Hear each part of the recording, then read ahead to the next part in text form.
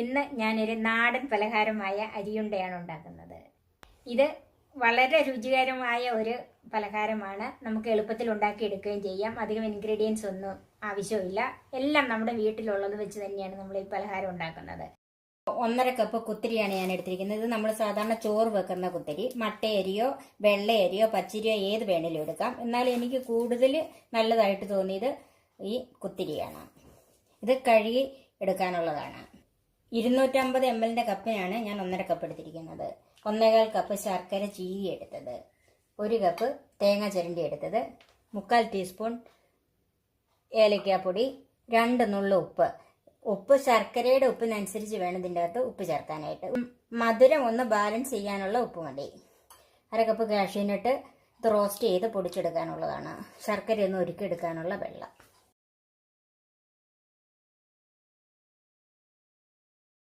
അത് നമുക്ക് അരി നമ്മൾ ചോറ് വെക്കാൻ കഴുകുന്ന പോലെ തന്നെ ഒരു 3-4 പ്രാവശ്യം കഴുകിയെടുക്കണം. കുതിര ഒന്നും വേണ്ട. അരി കഴുകി വെള്ളം പോകാനായിട്ട് ഒരു അരിപ്പ വെച്ചിരുന്നാണ്. ഇനി നമുക്ക് അരി ഒന്ന് വറുത്തെടുക്കാം. ചൂടായ പാനിലേക്ക് ഇട്ട് കൊടുക്കാം.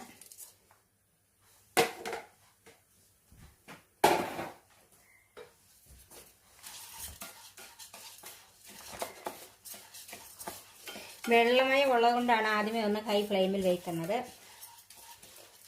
വെള്ളമയം നന്നായിട്ട് പോയ അരിയാണെങ്കിൽ ലോ ടു മീഡിയം വരെ ഫ്ലെയിം വെച്ച് വറുത്തെടുത്താൽ മതി.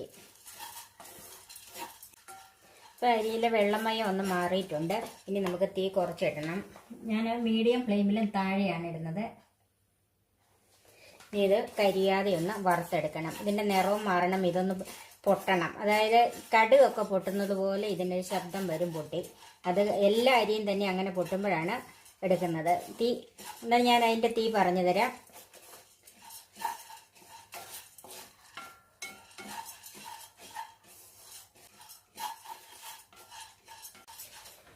ഇപ്പം അരി നല്ലവണ്ണം ചൂടായി പൊട്ടാൻ തുടങ്ങിയിട്ടുണ്ട്. ഒച്ച കേൾക്കാമല്ലോ. ഇതുപോലെ പൊട്ടി വരണം. അന്നേരം തീ ഏറ്റവും കുറച്ചിട്ട് കൊടുക്കണം. ഇളക്കിക്കൊണ്ട് തന്നെ ഇരിക്കണം, അല്ലെങ്കിൽ അവിടെ കിടന്നത് കരിഞ്ഞു പോകും. ഇതുപോലെ പൊട്ടി എല്ലാ അരിയും ഇങ്ങനെ പൊട്ടി വരണം.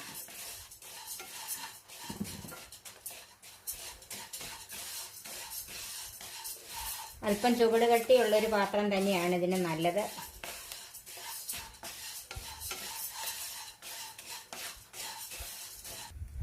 ഇതുപോലെ ഒച്ച കേട്ടോണ്ടിരിക്കും.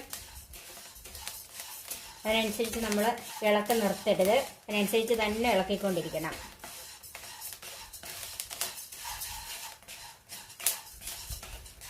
ഇപ്പം ഈ പൊട്ടി വരുന്ന അരിയുടെ കളറ് മാറി വരുന്നത് കണ്ടോ, അതുപോലെ വരണം.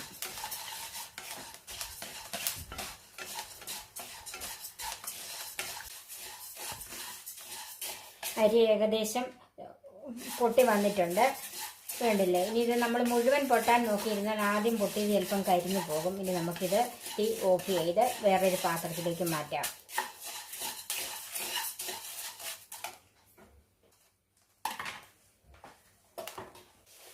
അരി ഒരു പാത്രത്തിലേക്ക് മാറ്റിയിട്ടുണ്ട്. ഇതൊന്ന് ചൂടാറാൻ വെക്കാം.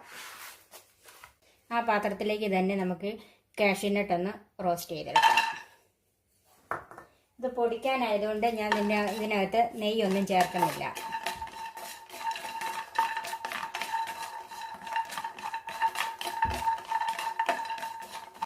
കാഷ്യൂനട്ട് റോസ്റ്റ് ആയിട്ടുണ്ട്. ഇത് ഞാൻ ചെറു തീയിൽ തന്നെയാണ് റോസ്റ്റ് ആക്കി എടുത്തത്. ഇത് നമുക്കൊരു പാത്രത്തിലേക്ക് മാറ്റാം.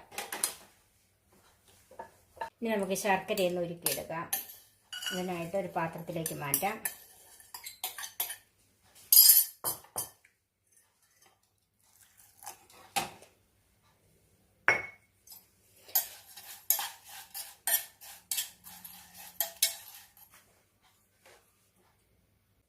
വറുത്ത അരിയുടെ ചൂടാറിയിട്ടുണ്ട്. ഇനി നമുക്കൊന്ന് പൊടിച്ചെടുക്കാം. അതിനൊരു മിക്സിയുടെ ജാറിലേക്ക് മാറ്റാം.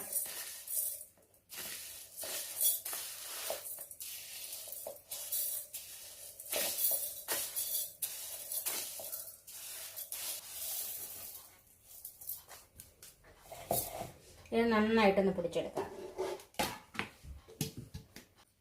ഇപ്പം ഈ അരി നന്നായിട്ട് പൊടിഞ്ഞിട്ടുണ്ട്. ഇത് നമുക്കൊരു പാത്രത്തിലേക്ക് മാറ്റി വെക്കാം.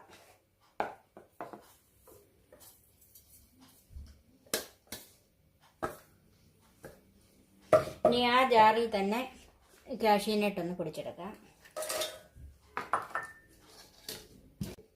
കാഷ്യൂനട്ടും പൊടിച്ചിട്ടുണ്ട്. അത് നമുക്ക് ഈ അരി പൊടിച്ചതിൻ്റെ കൂടെ ചേർക്കാം.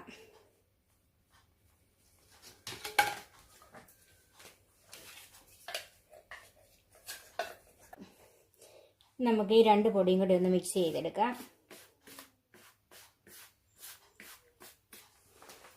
അതിലേക്ക് ഏലക്കാപ്പൊടി ചേർക്കാം.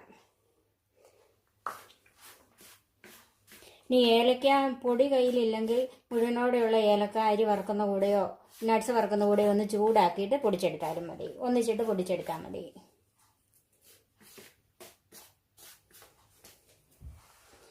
അതിലേക്ക് തേങ്ങ ചേർക്കാം.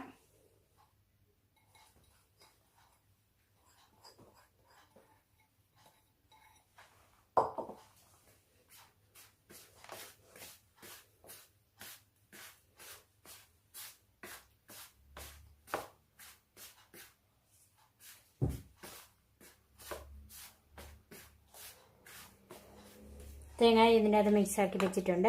ഇനി നമുക്ക് ഉരുക്കിയ ശർക്കര കുറേശ്ശെ ഒഴിച്ച് മിക്സ് ചെയ്യാം.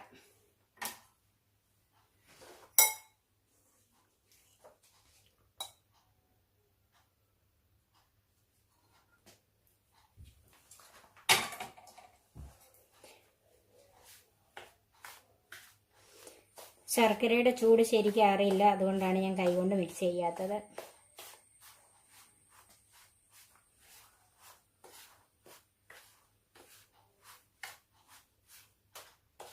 പണ്ട് കാലങ്ങളിൽ ഇങ്ങനെ ശർക്കരയ്ക്കകത്ത് അഴുക്കൊന്നും ഇല്ലായിരുന്നത് കൊണ്ട് ആരും ഉരുക്കി ഒഴിക്കുകയില്ല. ശർക്കരയും തേങ്ങായും കൂടെ ഉരലിലിട്ട് ആദ്യം ഇടിക്കും. അതിൻ്റെ കൂടെ അരി വറുത്തതും കൂടെ ഏലക്കായും കൂടെ കൂട്ടിയിട്ട് ഇടിച്ചെടുക്കുമായിരുന്നു.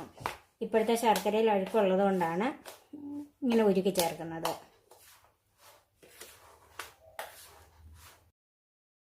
അതുപോലെ പണ്ട് കാലത്ത് ഈ നട്ട്സ് ഒന്നും അങ്ങനെ ഇടിയില്ലായിരുന്നു. ഇപ്പം നമ്മുടെ ഒരു ടേസ്റ്റിന് വേണ്ടിയിട്ടും ആണ് ഈ നട്ട്സും കൂടെ ചേർക്കുന്നത്. അത് ഓപ്ഷണലാണ്, ചേർക്കണമെന്നൊരു നിർബന്ധവും ഇല്ല.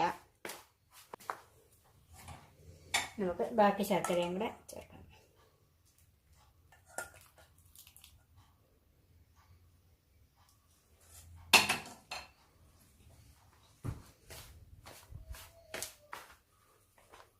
നമുക്കിത് കൈ കൊണ്ട് തന്നെ നടക്കാം.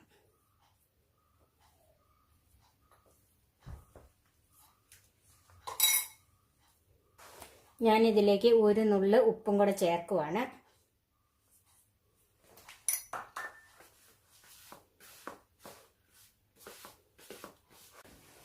ഇപ്പം ഇത് ശർക്കര കൈകൊണ്ട് എല്ലാ ഭാഗത്തും നന്നായിട്ട് കുഴച്ചിട്ടുണ്ട്. ഇതിങ്ങനെ ഉരുട്ടാവുന്ന പരുവം, ഇതാണ് ഇതിൻ്റെ കണക്ക്. ഇനി നമുക്ക് ബോൾസായിട്ട് ഉരുട്ടി വെക്കാം. ഇതുപോലെ ഇത് കഴിവതും ചെറു ചൂടോടുകൂടി തന്നെ ഉരുട്ടിയെടുക്കണം. അതാണ് ഉരുട്ടാൻ ഏറ്റവും നല്ലത്. നമ്മുടെ അരിയുണ്ട റെഡിയായി. ഇതുപോലെ നമുക്ക് ബാക്കിയും ഉരുട്ടിയെടുക്കാം. നമുക്ക് സർവിംഗ് ഡിഷിലേക്ക് മാറ്റാം. ഇത് ഏത് വലിപ്പത്തിൽ വേണമെങ്കിലും നമുക്ക് ഉരുട്ടിയെടുക്കാം.